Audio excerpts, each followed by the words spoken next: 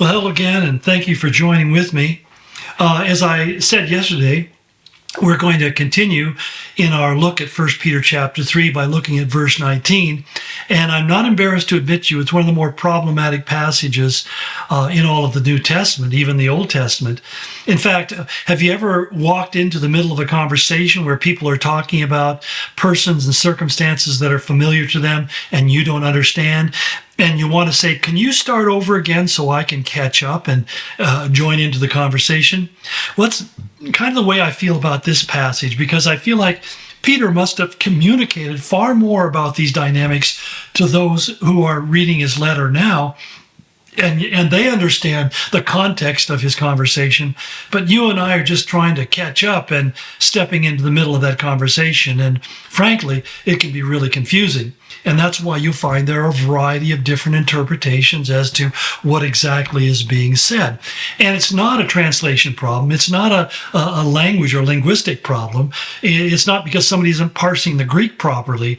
It's just that it's a strange statement, and it doesn't really render itself to easy explanation. But nonetheless, fools rush in where wise men fear to tread, and I guess that's where I'm going right now.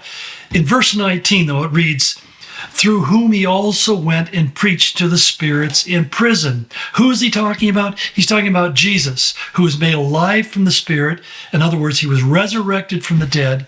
But there's this time frame between his death and burial in the tomb and his resurrection on Sunday morning. And the question that comes is, what was Jesus doing during that time? And most commentators believe, because we can't prove it one way or another, that this is what's being referred to by Peter when he says he went and preached to the spirits in prison. Now, prison here simply means an involuntary imprisonment, basically an incarceration, that there are souls that are incarcerated in the condition of death. So keep in mind that before Christ came, all people went into death. Your body, your soul left your body, and you went into this place called Hades or Sheol, this place of the dead, and this repository of dead souls. Now, Jesus indicates to us that that place called death had two compartments. One was called Abraham's bosom, which is basically heaven. It was not heaven, it was basically a place where people who died in the faith of the promise, seeing them afar off, but not yet having received the fullness of them. In other words, they're in the comfort of Abraham. The faith of Abraham that saved them is where they're at. I can't go on beyond that because I don't really have any biblical explanation to talk to you to explain what this place was. But everybody who died in faith before Christ came went into this place called Abraham's bosom, the place of comfort where Abraham and all those of faith went into. So their residing in death was not a hopeless residing, but it was a waiting for the moment when they would be sprung from its bounds and would enter into the eternal presence of the Almighty God. Literally, we have angels ministering to, for example, in the story of the rich man and Lazarus, that Lazarus is being ministered to and cared for and nurtured by the angelic being as he's entered into death, into Abraham's bosom. But the other side is simply called the place of the dead. Literally, Sheol or Hades is it's a place of the dead. It's where people who have nothing but to look forward to a fearful judgment. They are awaiting to be judged. In fact, even after Christ came, everybody who has died since then goes into Hades.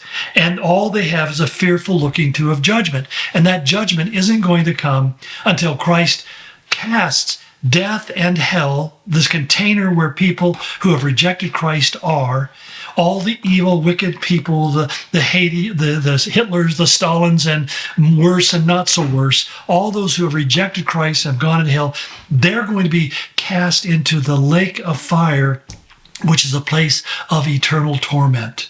So it's kind of hard to describe a spirit-based eternal dynamic in time-based illustrations or metaphors, but that's the best we can do because we look at everything in the terms of the perspective of time, space, and matter. So if that seems a little murky to you, that's because it's a little murky to me too. As someone said that if if you're giving fog from the pulpit, you wouldn't be surprised the people are have fog in their heads. So I hope I haven't done that to you. But anyway, but he says there are these spirits who were cast into death, and they're waiting for deliverance from that place of death. And when Christ came, he took those who were held in Abraham's bosom, and he raptured them into the eternal presence of the Almighty God. But he specifically targets those who were cast into the dark place, where he said, who disobeyed long ago when God waited patiently in the days of Noah while the ark was being built. Now, this is where it gets a little abstract, because who exactly is he talking about as those who disobeyed before the time of Noah? Some people have suggested that it's people who died prior to the flood. And so they would add parenthetically the statement that Jesus went to those who previously lived upon the earth and heard the preaching of Noah, and for whatever reasons may have believed or not believed. Obviously, when we're talking about the flood, they did not believe, and he went and preached to them. That means to be kind of abstract to me, because it doesn't make really any sense. They were left behind to be destroyed by the flood because their every thought was continuously wicked all the time. So I don't think they're getting a second chance. But that's used by some people who try to teach that there is a second chance along Roman Catholic and Orthodox theology. But the other idea, which is probably far more likely, is that they reflect fallen angels or demonic personnel. Some people think it's the Nephilim. They disobeyed God. He says long ago in verse 20 that God waited patiently in the days of Noah while the ark was being built. So some have suggested, and I think this is based upon more what Jude said, which seems to be taken in many ways from the book of Enoch. But Jude wrote this. He says, the angels who did not stay within the limits of authority God gave them, but left the place where they belonged, God has kept them securely chained in prisons of darkness, waiting for the great day of judgment. So if this is referring to these angels who are in death, they're in this place of holding, they're in the chains of darkness, awaiting future judgment, why did Jesus go to preach to them? And I think the answer is the word preach. The word preach doesn't mean to evangelize necessarily. What it can mean is also simply to declare or proclaim. In other words, if these are fallen angels who have fallen the deceptions of Lucifer, and some suggest that they are a group of angels that particularly created the Nephilim, for which God cursed them to darkness, leaving the rest of the fallen angels to be condemned in the end, which is, again, somewhat speculative, but nonetheless, it's not a bad idea, I think. But nonetheless, he said that they've been kept chained up, but he goes to them, and what does he proclaim to them? I have defeated Satan and you once and for all. It's a declaration, it's a preaching of victory. He's declared that he has won over sin and death and the powers of darkness, and letting them know the finality of their judgment. Now, the idea that these are somehow angels who have created the Nephilim, and how do they do that? I get a little confused myself, because Jesus said that angels don't give in marriage like human beings do, and we have no evidence that angels can procreate.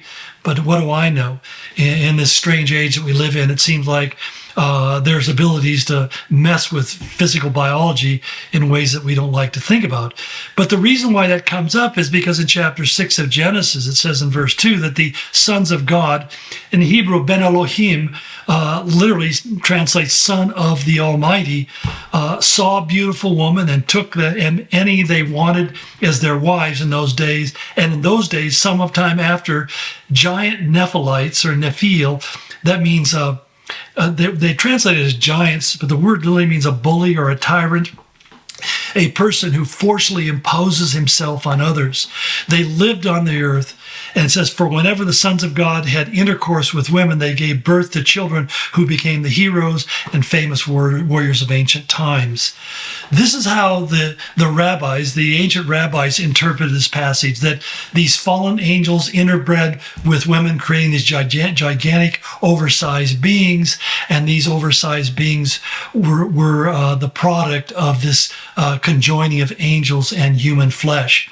Whether that's accurate or not, I have no way of saying for sure, but I think it's an interesting concept. But the bigger picture is that the judgment that comes upon them is equivalent to the sins which they created. That may explain why that every thought of man was continually wicked all the time. Well, I may have created more mystery than answers here, so I apologize for that, but we'll try to wrap this up tomorrow. God bless you and go in His grace.